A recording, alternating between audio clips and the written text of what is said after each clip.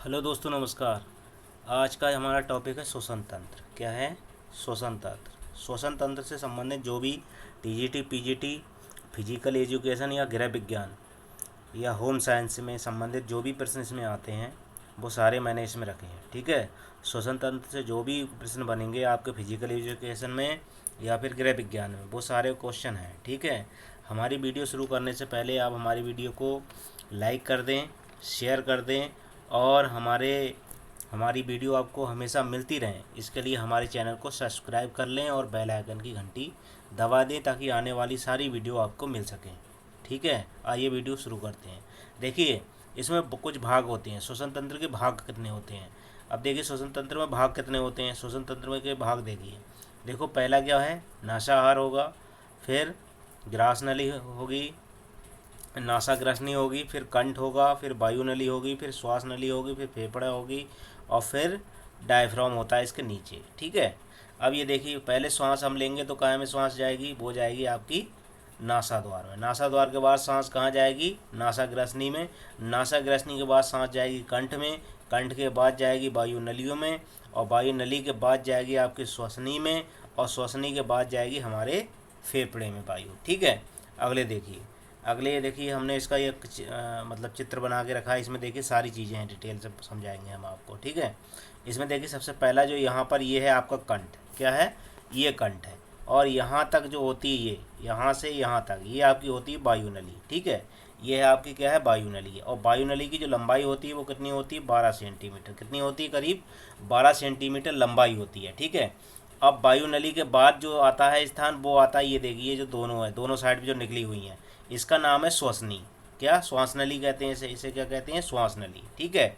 अब श्वास नली के बाद जो पहले कंठ में श्वास आएगी, उसके बाद वायु नली में आएगी और वायु नली के बाद श्वसनी में पहुंचेगा। श्वसनी के बाद क्या पहुंचेगी? आपके फेफड़ों में वायु पहुंचती है। ठीक है। अब देखिए फेफड़ों में, अब फेफड़ों में ये आ जाता है कि मतलब फेफड़े कितने भागों में, क्वेश्चन ये भी पूछा जाता है कि फेफड़े कितने भागों में बटे होते हैं।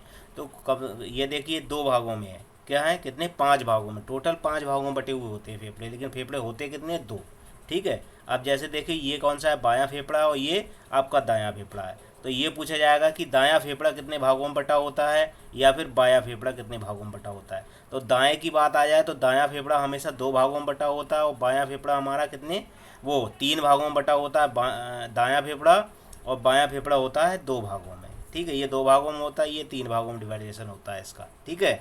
अब देख लिए, इसके बाद भी इससे संबंधित क्या क्वेश्चन पूछे जाते हैं कि बताइए ऐसा कौन सा आवरण होता है जो इसको घेरे रहता है? सुरक्षा कवच। इसका सुरक्षा कवच क्या है? जो इसको चारों तरफ से घेरे हुए रहता है, तो उसका नाम होता है पिलूरा। क्या होता है? उसको पिलूरा कहते हैं। क्या कहते हैं?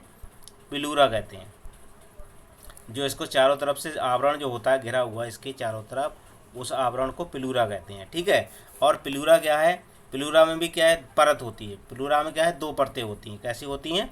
2 परतें होती है। जैसे पिलूरा मान लो, ये मान लो परत है, तो ये एक बाहरी परत होगी, ये अंदरूनी परत होगी और बीच में एक जेल जैसा होगा इसमें भरा हुआ। ठीक है। उसके फुफ्फुस वर्णीय द्रव्य कहते हैं। जो अंदर बीच में होगा भरा हुआ, वो फुफ्फुस द्रव्य वर्णीय द्रव्य कहते हैं उसे। अब के अंदर वाली के लिए क्या क्या नाम है और बाहर वाली के लिए क्या नाम है? तो अंदर वाला जो आवरण होगा उसे कहेंगे पेरिटल पिलूरा और बाहर वाले के लिए कहेंगे विसरल पिलूरा। ठीक है। अंदर वाला क्या है? पेरिटल हिल और बाहर वाले को विसरल कहते हैं। ठीक है। तो हमारे चारों तरफ जो होता है वो क्या होता है? ये चैम्बर, इस मतलब जो घेरे हुए होता है फेफड़े को, उसे कहते हैं पिलूरा, जो हमारी सुरक्षा प्रदान करता है बाहरी मतलब आघातों से। मान लीजिए किसी ने गुम्मा मार दिया, कुछ और मार दिया, तो वो क्या है? उसको सुरक्षा प्रदान करता है। ठीक है। अगले देखिए, अब इसका और क्या काम होता है? अब इसमें देखिए छोटे छोटे चैम्बर कितने होते हैं, ये भी पूछा जाता है। इसमें छोटे छोटे कौन कितने चैम्बर होते हैं? ये जो छोटे छोटे मैंने बनाए हुए, ये छोटे छोटे चैम्बर कितने होते हैं फेफड़ों में? तो ये करीब 300 मिलियन होते हैं। कितने? करीब 300 मिलियन। ये 300 मिलियन का मतलब करीब छोटे छोटे इसमें गुब्बारे नुमा चैम्बर होता है, छोटे छोटे। ठीक है। इसी में श्वास जा करके रुकती है और यही फूलते हैं। ठीक है। इसमें जब वायु जाती है तभी हमारे फेफड़े क्या है? फूलते हैं। ठीक है। अब इसमें एक चीज़ और भी देखिए ध्यान रखने योग्य है कि इसमें देखिए जो दायां आपका फेफड़ा होगा वो थोड़ा सा ऊपर को हटा हुआ होता है और बायां फेफड़ा जो है थोड़ा सा नीचे साइड पर होता है। ठीक है। इसका भी ध्यान रखना है। ठीक है। अब देखिए एक चीज़ और है इसमें, इसमें क्या है, इसमें देखो एक होती है डायफ्राम। डायफ्राम क्या है, ये देखो यहाँ पर एक परत होती है डायफ्राम। डायफ्राम क्या है, फेफड़ों को और फेफड़ों को क्या है, ऊपर को फेफड़ों और आपका जो लीवर है, इन दोनों के बीच में क्या है, बना के रखती है दूरी, ठीक है। तो इसका नाम है क्या, डायफ्राम कहते हैं इसको। इन दोनों के बीच में जो चैम्बर होता है उसे डायफ्राम कहते हैं, ठीक है।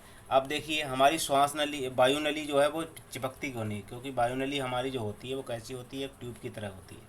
अगर वायु नली हमारी जैसे सांस लेंगे, सांस लेने के बाद वो चिपक जाए तो उसके बाद सांस हमारी उसमें आएगी नहीं वायु नली में। तो इसलिए उसमें एक क्या है, सी आकार का क्या होता है, उसमें सी आकार का क्या है, हाइलिन होती है, हाइलिन उपास्थि होती है।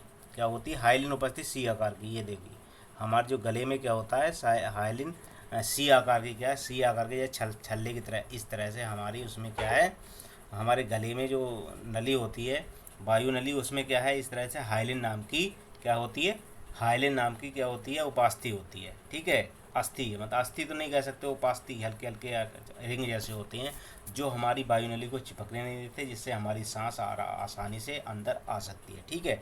अब देखिए कंठ की अगर बात कर लें हम, तो कंठ की बात करेंगे तो पुरुषों में कंठ बड़ा होता है, पुरुषों में बड़ा होगा कंठ, और महिलाओं में क्या होगा, महिलाओं में आपका छोटा होता है, ठीक है। महिलाओं में कैसा होता है, छोटा होता है, ठीक है। आइए अब इससे संबंधित हम क्या करेंगे, क्वेश्चन के बारे में बात करेंगे, ठीक है। इससे संबंधित देखिए कुछ जो प्रश्न हैं पूछे जाते हैं उसके बारे में बात करेंगे, ठीक है। देखिए फेफड़े में कुल कितने भाग होते हैं, 5। कुल कितने भाग हैं, 5 होते हैं। फेफड़े होते कितने हैं, 2 होते हैं। और फेफड़े के देखो दाएं फेफड़े में कितने खंड होते हैं, 3 खंड होते हैं। मैंने भी बताया ना कि दाएं में कितने होंगे, 3 होंगे, और बाएं में कितने होंगे, 2 होंगे, ठीक है। इस तरह से फेफड़ा होता है, ठीक। अब देखिए अगले, देखिए आपका है फेफड़े के चारों ओर आवरण होता है, काय का आवरण होता है, उसका क्या नाम है, प्लूरा। उसी का कहते हैं प्लूरा। और प्लूरा के क्या है, 2 भाग होते हैं, 2 परतें होती हैं इसमें, ठीक है। क्या है, पेरिटल प्लूरा और विसरल प्लूरा, ठीक है। अगले देखिए फेफड़े में 300 मिलियन छोटे छोटे वायु कोष्ठ होते हैं। मैंने बताया ना कि गुब्बारे नुमा क्या है, छोटे छोटे आपके ये 300 मिलियन करीब होते हैं फेफड़े के अंदर, 300 मिलियन इस तरह के, ठीक है। वायु कोष्ठ होते हैं छोटे छोटे, जिसमें आकर के वायु हमारी क्या करती है, इकट्ठी होती है, ठीक। इन्हीं में आकर के हमारी जो है वायु इकट्ठी होती है फेफड़ों में आकर के, ठीक। अगले देखिए, अगला है आपका हाइलिन उपास्थि वायुनली को चिपकने नहीं देती। अब हाइलिन उपास्थि मैंने बताया ना कि जो हमारे कंठ होता है, कंठ के नीचे क्या होती है, हमारी एक वायुनली होती है। तो इसमें क्या है, हाइलिन इस तरह सी आकार की क्या है, उपास्थि होती है, जिसको हाइलिन उपास्थि कहते हैं। क्या कहते हैं, हाइलिन, ठीक है। हमारी जो है वायुनली में होती है, ठीक। अगले देखिए पुरुषों के कंठ बड़ा और स्त्रियों की पुरुषों में कंठ बड़ा है इसलिए आवाज़ मोटी होती है, ठीक है। उनका पुरुषों का क्या है, कंठ बड़ा होता है, आवाज़ इसीलिए मोटी होती है, ठीक है। अगले देखिए पुरुषों के कंठ की तारत्व और आवृत्ति क्या होती, कम होती है। उनकी तारत्व भी कम होगा, आवृत्ति कम होगी, और आवाज़ कैसी हो जाएगी, मोटी हो जाएगी। क्वेश्चन ये भी बनता है कि तारत्व, जिसका तारत्व कम हो, आवृत्ति भी कम हो, तो उसकी आवाज़ कैसी होगी, मोटी होगी, ठीक है। दूसरा देखिए महिलाओं के बारे में आ रहा है। महिलाओं का कंठ कैसा होता है, छोटा होता है। इनकी आवृत्ति अधिक होती है और तारत्व भी अधिक होता है, लेकिन आवाज़ कैसी होती है, महीन होती है। आवाज़ कैसी होती है, महीन होती है। ये क्वेश्चन नहीं बनते हैं। अब वायुनली में लगभग कितना, वायुनली की लंबाई पूछी जाएगी, तो वायुनली की जो लंबाई है वो कितनी, 12 सेंटीमीटर करीब होती है। वायुनली की लंबाई कितनी होती है फेफड़ों तक, मतलब 12 सेंटीमीटर करीब होती है, जो हमारी फेफड़ों में क्या पहुंचाती है, वायु। इसका काम क्या है, वायु पहुंचाना फेफड़े तक। अब वायुनली आगे बढ़कर 2 भागों में विभक्त हो जाती है, जिसे क्या है, श्वसनी कहते हैं, ठीक है। वायुनली क्या है, 2 भागों में विभक्त होती है, ठीक। इस तरह से 2 भागों में विभक्त हो जाती है, ठीक है। ये जो दोनों भाग हैं उन्हें क्या कहते हैं, श्वसनी कहते हैं, ठीक। अगले देखिए फेफड़ों में स्थित गुब्बारे नुमा वायु कोष्ठ को फेफड़े की संरचना एवं क्रियात्मक इकाई कहते हैं, ठीक है। वायु में आपके जो फेफड़े होते हैं उसमें क्या है, गुब्बारे नुमा छोटे छोटे कोष्ठ होते हैं। मैंने अभी बताया था ना, छोटे छोटे कोष्ठ होते हैं हमारे फेफड़े में, फिर कोष्ठ वगैरह छोटे छोटे। उससे क्या कहते हैं, हमारी क्रियात्मक और संरचनात्मक और क्रियात्मक इकाई उन्हीं को कहते हैं, ठीक है, फेफड़ों के प्रकोष्ठों को, ठीक है। सारा कार्य उन्हीं के द्वारा किया जाता है। अब डायफ्राम एक ऐसी संरचना है जो पाचन तंत्र एवं श्वसन तंत्र के में क्या है, अलग करती है। पाचन तंत्र और श्वसन तंत्र को अलग कौन सा क्या करता है, आपका डायफ्राम करता है, ठीक है। डायफ्राम इस तरह से, डायफ्राम जो एक होता है, जो आपके फेफड़े ऊपर होते हैं इसके, ठीक है, इस तरह से ऊपर, और आपका जो पाचन तंत्र है वो इसके नीचे होता है। ठीक है, इन दोनों के बीच में होता है डायफ्राम, आवरण। ये फेफड़ों और हृदय को यांत्रिक सहारा देता है। क्या करता है ये? यांत्रिक सहारा भी देता है। ठीक है, फेफड़ों को सांस लेने में, हृदय को फूलने में यांत्रिक सहारा प्रदान करता है।